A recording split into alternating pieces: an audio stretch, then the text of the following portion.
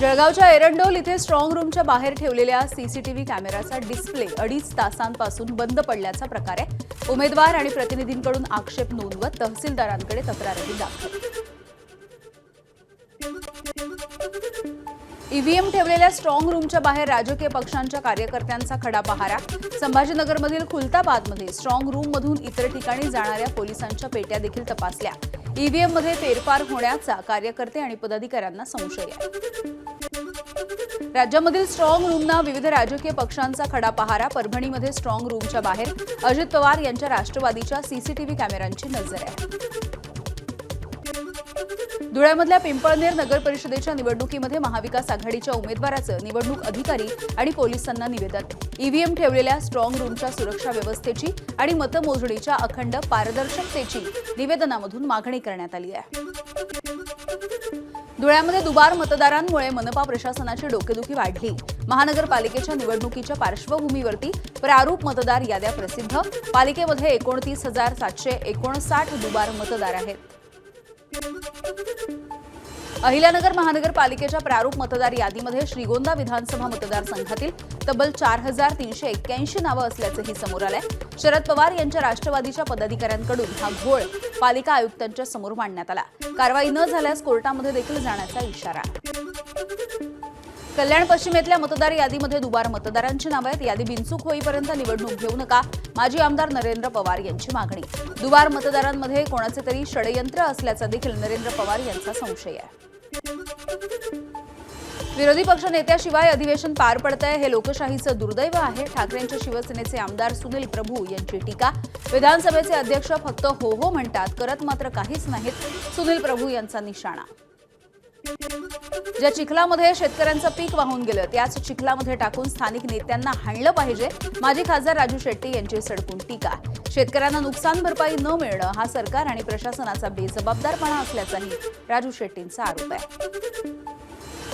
अतिवृष्टी भागातील नुकसान भरपाईसाठी ठाकरेंची शिवसेना आक्रमक। 15 दिवसांमध्ये पैसे न दिल्यास कृषी मंत्री भरणेंना सोलापूरमध्ये पाय ठेवू देणार नाही, युवा सेनेचा इशारा। जिल्हा बंदीचा देखील इशारा देण्यात आलाय। नाशिकमध्ये 2027 मध्ये होणाऱ्या सिंहस्थ कुंभमेळ्यासाठी कुंभमेळा प्राधिकरणाला 717 कोटी रुपयांचा निधी वितरित करायला मान्यता। नगर विकास विभागाने या संदर्भातला शासन निर्णय जारी केला आहे। तपोवनामधली झाडं वाचवण्यासाठी कलाकार मैदानात संगीत असोसिएशनकडून आंदोलन, तर मानव अधिकार संघटना वृक्षारोपण करून आंदोलन करणार आहे। राष्ट्र सेवा दल, हॉकर संघटना, श्रमशक्ती संघटनांचं देखील आंदोलन। नाशिक शहरामध्ये 15,000 वृक्ष लागवड केली जाणार आहे। दक्षिण भारतामधील राजमुद्री इथून झाडं आणण्याचा निर्णय। 15 फूट उंचीची देशी झाडं, लिंबू, जांभूळ, आंबा, पिंपळ, वड अशा पद्धतीच्या झाडांची निवड। तपोवनामधील वृक्षतोडीच्या प्रकरणी झाडांच्या लागवडीला सध्या महत्त्व दिलं जात आहे। रस्त्यावरच्या खोदकामामुळे नाशिककर त्रस्त झाले। स्मार्ट सिटी NMGL कडून खोदकाम दुरुस्त केलेले रस्ते पुन्हा एकदा उखडण्यात आले आहेत। महानगरपालिकेच्या ठेकेदारांना 15 दिवसांचा अल्टिमेटम। सांगलीच्या तासगाव तालुक्यामधल्या मणेराजुरी गावामधील ग्रामस्थांचा नव्या महसुली गावाला विरोध आहे। ग्रामसभेनं बहुमतानं नवीन महसुली गावांचा आदेश रद्द करण्याचा ठराव मंजूर केला। छत्रपती संभाजीनगरमधील बोगस IAS कल्पना भागवत प्रकरणी चौथा आरोपी दत्तात्रय शेटे याला श्रीगोंद्यामधून बेड्या। दत्तात्रय शेटेनं आपली रमेश अण्णा मुळेशी ओळख करून दिल्याची कल्पना भागवतनं दिली होती प्रतिक्रिया। अकोल्यामध्ये भर नागरी वस्तीमध्ये रस्त्यावरती दारुड्यांचा ओपन बार सुरू आहे। शहरामधल्या जठारपेठ ते न्यू तापडिया नगर या भागाला जोडणाऱ्या निर्माणाधीन रेल्वे उड्डाणपुलावरचा हा प्रकार आहे। पोलिसांनी तात्काळ कारवाई करावी अशी मागणी आहे। सोलापूरच्या बार्शीतील बाळेश्वर नाक्यावरती मोबाईल शॉपीमध्ये कोयता घेऊन दहशत माजवण्याचा व्यक्तीचा प्रयत्न आहे। हा व्हिडिओ व्हायरल झालाय। आरोपी बबलू कसबे पोलिसांच्या ताब्यात। 9 मोबाईल टॉवरच्या बॅटरी चोरून विक्री करणाऱ्या टोळीचा गडचिरोली पोलिसांच्या स्थानिक गुन्हे शाखेनं पर्दाफाश केलाय। 3 जणांना अटक करण्यात आली आहे। कार, 2 लाख रुपये रोख रकमेसह एकूण 5 लाख रुपयांचा मुद्देमाल पोलिसांनी जप्त केला। बीडच्या गेवराई तालुक्यामधल्या नांदलगाव इथे ग्रामपंचायतीच्या शिपायाला अमानुष मारहाण करण्यात आली आहे। महिलेचा विनयभंग केल्याच्या संशयावरून हातपाय बांधून मारहाण, लाकडी दांडे आणि रॉडनं जबर मारहाण करण्यात आली। पाय झाला फ्रॅक्चर। जिल्हा रुग्णालयामध्ये सध्या उपचार सुरू आहेत। पुण्यामध्ये चाकूने वार करून 18 वर्षाच्या तरुणाची हत्या तर 2 जण गंभीररित्या जखमी आहेत। चंदननगर भागातली ही घटना आहे। जुन्या वादामधून हा हल्ला केल्याची माहिती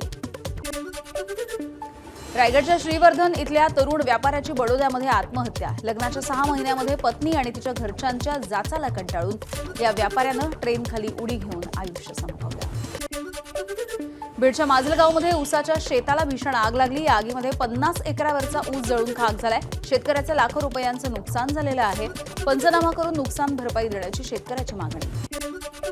कोल्हापूरच्या कागल मुरगुड रस्त्यावरती बकरी घेऊन जाणारा ट्रक उलटला. अपघातामध्ये 100 पेक्षा अधिक बकऱ्यांचा मृत्यू झालाय. चालकाला रस्त्याचा अंदाज न आल्यामुळे हा अपघात झाला. सारंगखेड्याच्या अश्व बाजारामध्ये अवघ्या 3 दिवसात 145 घोड्यांच्या विक्रीतून 67 लाखांची उलाढाल झाली आहे. यंदा 3,500पेक्षा अधिक घोडे दाखल होत आहेत. 5 कोटींपेक्षा जास्त रुपयांची उलाढाल होण्याची शक्यता आहे. जुन्नर तालुक्यामधील गुंजाळवाडीमध्ये बिबट्याला श्वानांनी पळवून लावलंय. बंगल्यामधील 3 श्वानांपैकी एकाची शिकार करण्यासाठी बिबट्या झडप घालणार इतक्यात श्वान त्या बिबट्याच्या अंगावरती धावून गेल्यात. ही सगळी घटना सीसीटीव्हीमध्ये कैद झाली. राणीच्या बागेमध्ये लवकरच चिंपांजी, गोरिला, पांढरे सिंह, झेब्रा, जिराफ, इमू असे परदेशी प्राणी आणि पक्षी देखील बघता येतील. दुर्मिळ प्राण्यांसाठी एक्झॉटिक झोन उभारण्याची प्रक्रिया सुरू आहे. राणीच्या बागेचा 10 एकर भूखंडावरती विस्तार देखील होणार आहे. नंदुरबार जिल्ह्यामध्ये कापूस वेचणीमधील मजूर टंचाईमुळे रब्बी हंगाम धोक्यात आलाय. बाजारभाव नसल्यामुळे शेतकरी आधीच संकटात आहेत. त्यामुळे आता मजूर उपलब्ध नसल्यामुळे अडचणींमध्ये वाढ झाली आहे. भंडाऱ्याच्या तुमसर शासकीय रुग्णालयामधील दंत मशीन 2 वर्षांपासून बंद आहे. खासगी रुग्णालयामध्ये रुग्णांना आर्थिक भुर्दंड बसतोय. आरोग्य विभागाने लक्ष देण्याची मागणी. अहिल्यानगरच्या लोणी गावामधील म्हसोबा महाराज यात्रेमधील बैलगाडा शर्यतीमध्ये मुलींचा देखील सहभाग. आत्मविश्वास, कौशल्य आणि धैर्य यांच्या जोरावरती मुलींनी प्रभावी कामगिरी करून उपस्थितांना थक्क केलाय. इंडिगो एअरलाइन्सची सेवा अजूनही विस्कळीत आहे. आज सकाळपासून देशभरामधली 175 उड्डाणं रद्द. हैदराबादची 115, चेन्नईची 38 तर मुंबईची 8 उड्डाणं रद्द झाल्याची माहिती. इंडिगोच्या विस्कळीत झालेल्या सेवेचा प्रवाशांना मानसिक त्रासासोबत आर्थिक भुर्दंड. तिकिटाच्या दरांमध्ये वाढ झाल्यामुळे प्रवाशांमध्ये नाराजी. आज संध्याकाळपर्यंत रद्द केलेल्या तिकिटांचे पैसे परत करा, सरकारचे इंडिगोला आदेश. इंडिगोमधल्या सावळ्या गोंधळामध्ये डीजीसीएची मोठी कारवाई. सीईओ पीटर एल्बर्स यांना कारणे दाखवा नोटीस. 24 तासांमध्ये स्पष्टीकरण देण्याचे आदेश. समाधानकारक उत्तर न मिळाल्यास डीजीसीए कारवाई करण्याची शक्यता आहे. पुणे विमानतळावरून काल दिवसभरामध्ये इंडिगोच्या 69 विमानांची उड्डाणं रद्द झाली. सलग 5व्या दिवशी देखील प्रवाशांना फटका. तर इंडिगो वगळता इतर विमानांची उड्डाणं आणि आगमन हे सुरळीत असल्याची माहिती आहे. गोव्यातल्या नाईट क्लबमध्ये भीषण आग लागली. सिलेंडरचा स्फोट झाला. या सिलेंडरच्या स्फोटामध्ये तब्बल 25 जणांचा मृत्यू झालेला आहे. या मृतांमध्ये बहुतांश क्लबचे कर्मचारी होते तर 3 ते 4 पर्यटकांचा देखील मृत्यू झाला आहे. उत्तर गोव्यामधील सगळ्यात प्रसिद्ध असलेल्या नाईट क्लबच्या तळमजल्यावरील किचनमध्ये आग लागली. बहुतांश मृतदेह हे किचनमध्येच आढळले आहेत. आगीवरती नियंत्रण मिळवण्यात यश आलंय. मुख्यमंत्री प्रमोद सावंत यांनी घटनास्थळाचा आढावा घेतला. गोव्यामधील आगीच्या घटनेच्या प्रकरणी क्लब मॅनेजरला अटक करण्यात आली आहे तर नाईट क्लब मालकाच्या विरोधामध्ये वॉरंट देखील जारी करण्यात आलाय. पंतप्रधान मोदींनी या घटनेचा आढावा घेतला. डेहराडूनमधील भयानक अपघाताचं सीसीटीव्ही फुटेज समोर आलेलं आहे. पटेल नगरमध्ये एका अनियंत्रित ट्रकनं अनेक वाहनांना चिरडलंय. अनियंत्रित ट्रक एका दुकानामध्ये देखील शिरला. ऑफिस सुटल्याच्या नंतर no call no email, right to disconnect हे विधेयक लोकसभेमध्ये सादर झालंय. कामाचे तास पूर्ण झाल्याच्या नंतरही अनेकांना कामाशी संबंधित ईमेल आणि कॉल्सचं उत्तर द्यावं लागतं. खासदार सुप्रिया सुळे यांनी राईट टू डिस्कनेक्ट हे विधेयक लोकसभेमध्ये मांडलंय. क्रिकेटपटू विराट कोहलीनं विशाखापट्टणममधल्या सिंहाचलम मंदिरामध्ये जाऊन दर्शन घेतलं. विराटच्या सोबत तिलक वर्मा आणि टीम इंडियाचे इतर खेळाडू देखील उपस्थित होते. त्यांनी मंदिरामध्ये जाऊन भगवान विष्णूचा आशीर्वाद घेतलाय. ट्रेनमध्ये दारूची विक्री होत असल्याचा व्हिडिओ व्हायरल झालाय. व्हायरल झालेला व्हिडिओ मंगला लक्षद्वीप ट्रेनमधला असल्याचा दावा होतोय. ट्रेनमध्ये दारूची विक्री होत असल्याच्या या व्हिडिओमुळे सुरक्षा व्यवस्थेविषयी सध्या प्रश्नचिन्ह निर्माण झालंय. छत्तीसगड मध्य प्रदेश सीमेवरती पोलिसांशी नक्षलवाद्यांची चकमक. प्रमुख नक्षलवादी नेता सुरेंद्र कबीर आणि 10 नक्षलवाद्यांचे बालाघाट पोलिसांच्या समोर आत्मसमर्पण. गाझापट्टीमधल्या पॅलेस्टिनी नागरिकांच्या मृत्यूचा आकडा 70,354 वरती पोहोचलाय. गाझाच्या आरोग्य मंत्र्यांची माहिती. ऑक्टोबर 2024 पासून इस्रायल आणि हमासमध्ये हे युद्ध सुरू आहे.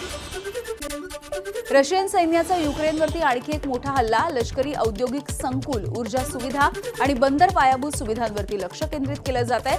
ड्रोन आणि क्षेपणास्त्र हल्ल्यामुळे आग भडकते आहे. दक्षिण आफ्रिकेमधल्या एका बारमध्ये गोळीबारामुळे खळबळ माजली. 3 जणांनी केलेल्या गोळीबारामध्ये 11 जणांचा मृत्यू झालाय. पोलिसांकडून या हल्लेखोराचा शोध सुरू आहे.